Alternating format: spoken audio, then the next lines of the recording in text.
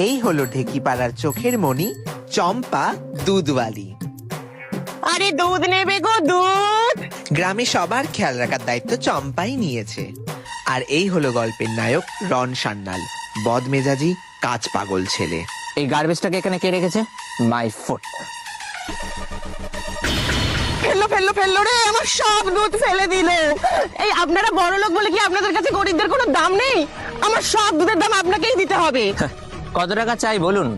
টাকা দিয়ে মানুষ কিনতে যাবেন না। ওরে কি সর্বনাশে হলো রে মিনতি, কি সর্বনাশে হলো দেখ। আরে তোর বর পালিয়েছে, এবার তো তুই লগ্ন ভ্রষ্টা হলি। হায় রে, না না, লগ্ন ভ্রষ্ট হলে চলবে না। এই শহরে বাবু, এই তুমি বিয়ে করো, এই তুমি বিয়ে করো। হ্যাঁ হ্যাঁ, তুমিই বিয়ে করো। দেখুন, আমাদের বিয়ের সম্পর্কটা মাত্র 6 মাসের।